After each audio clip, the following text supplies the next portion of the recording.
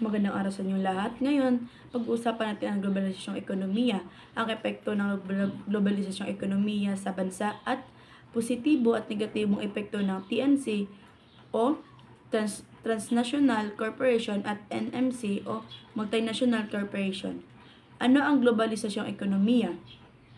Ang globalisasyong ekonomiya ay isang proseso kung saan nagiging mas malapit at konektado ang mga bansa sa iba't ibang bansa. Dati-dati, limitado lamang ang kalakalan sa loob ng isang bansa o mga bansang magkalapit. Ngunit dahil sa pag-unlad ng teknolohiya, transportasyon at komunikasyon, nagiging mas madali ang palitan ng produkto, serbisyo, kapital at ideya ng buong bansa.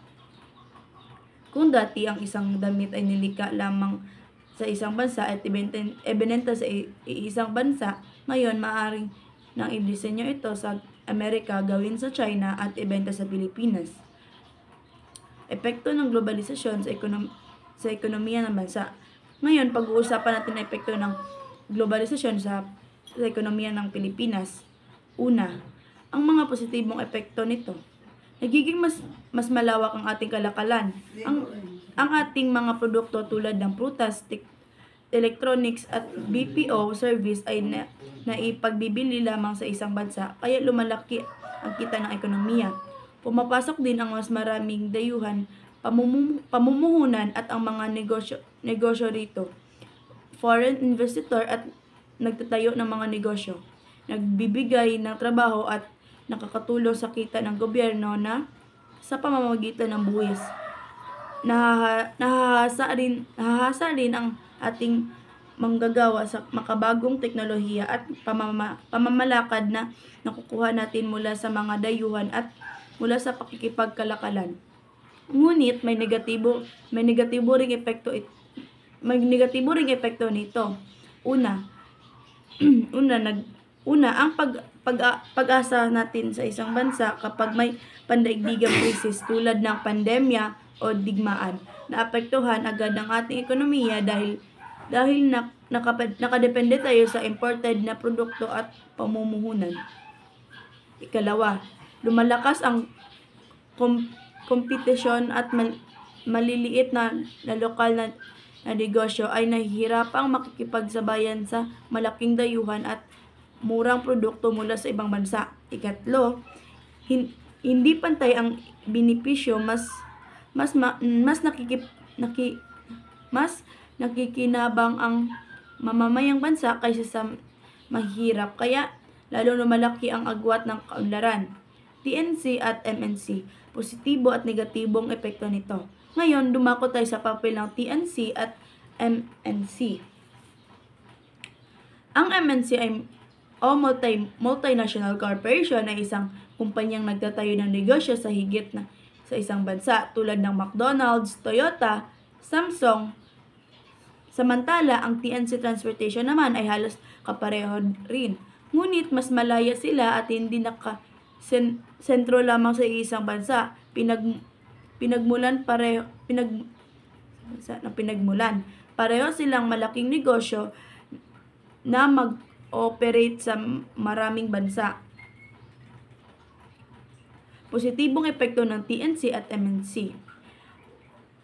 Nagsusulong sila ng trabaho, maraming Pilipino ang nagbibigay ng hanapbuhay dahil sa pabrika, opisina at call center sa kanilang itinatayo.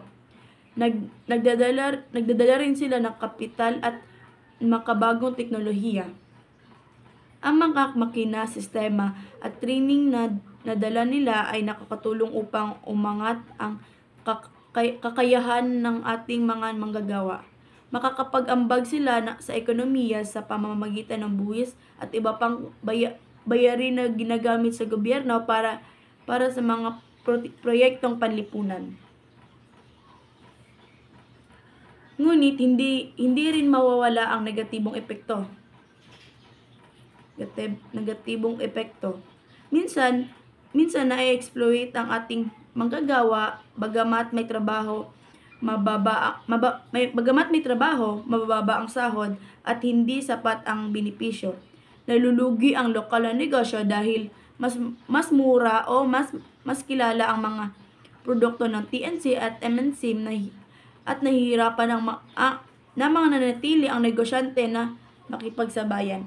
At higit sa lahat, malaki ang bahagi ng kita ng mga kumpanyang ito dahil hindi naiiwasan sa bansa sa halip ibinabalik ito sa kanilang bansang pinagmulan.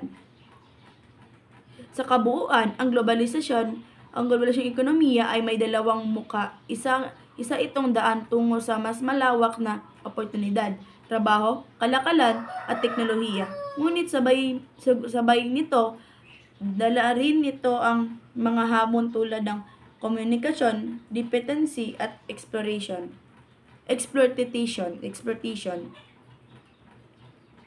Kaya mahalaga ang papel ng gobyerno. Kailangan tiyakin ng pamahalaan na protektahan ang interes ng mga lokal sa negosyo at manggagawa.